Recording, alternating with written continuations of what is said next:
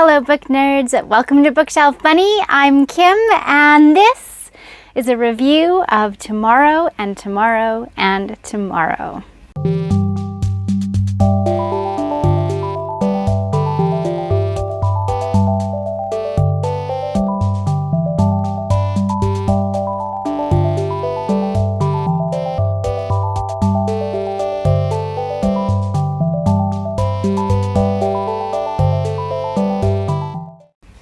Hey guys, I read this book. It was amazing. I am a huge fan.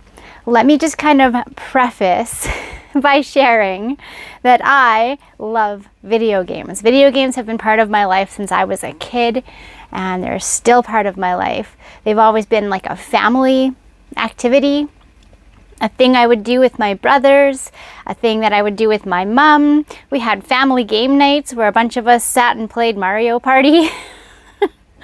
I have played everything from Atari and ColecoVision to Nintendo, to Super Nintendo, Sega Genesis, PlayStation, all the different iterations. Currently I own a ColecoVision, a PlayStation 4 and a PlayStation 5, a Nintendo Switch, a Nintendo Wii U, a Nintendo Wii, a Nintendo Game Boy Advance SP, a Nintendo DS Lite, and recently I also acquired a Tamagotchi Nano. So, video games have always been a big part of my life. They are a soft, nostalgic, relaxing. It's a way for my husband and I to spend some time together. We will sit down and we'll play a co-op game on the couch. I also love PC gaming. I'm on Steam. I'll actually link a thing below if you're interested in finding me on Steam. I love gaming. In recent years, I've kind of shifted from more intense gaming to cozy gaming because time demands and stress levels. It's nice to just sit down and play a casual, cozy game that doesn't require a lot of my time, isn't going to tick me off. So that's the preface.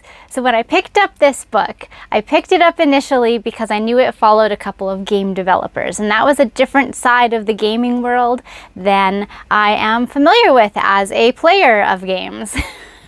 So this follows two characters, three actually, but two main characters, Sam and Sadie. They meet when Sam is in the hospital as a kid, and Sadie's sister is undergoing cancer treatments, and the two of them, they become friends in that setting. There's like a little lounge for kids, and in it happens to be a Nintendo, and they bond over playing Nintendo together. So these two bond over video games early on. They have a falling out later on, and then they reconnect in their college years. While at college, they decide that they're going to develop their own game. Sadie is in game development courses, and Sam loves video games. So the two of them pair up with a friend of theirs, and they create a hit video game called Ichigo, and it skyrockets them into success. So it follows these friends over the course of about 30 years in their game development career, and it's not just about games, of course. It's about interpersonal relationships. It's kind of a romance. There's some drama and some things that happen that I can't share with you because spoilers that are real tearjerker things, and it's a really nice, cozy story about the gaming world and about friendship and found family. Everything about this book I absolutely love. I gave it a 5 out of 5 without even needing to think about that. There was nothing in this book I didn't like. I loved that it had references to various game platforms and game experiences, and as the years in the game, or as the years in the book progressed, the references became more and more modern. So you start with like Nintendo and you end up with like Warcraft. I loved it. It It was such a good book, and I highly, highly recommend you pick it up. It has a fun snapshot on the history of gaming in our world, and it's just such a multi-themed book. You want a snapshot at the history of gaming? Great, it's in here. You want a cozy found family friendship story? Great, it's in here. You want a story about game development? Great, it's in here.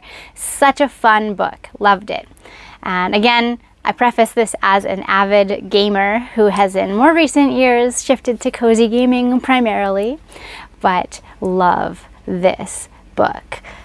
I'd love to hear from you in the comments. Have you read Tomorrow and Tomorrow and Tomorrow? And what were your thoughts? Did you love it? Did you hate it? Was it just kind of in the middle and mediocre for you? Let me know. Are you, like me, a gamer, a lifelong gamer, a product of video games through the ages? By the ages, I mean like the last 5 decades.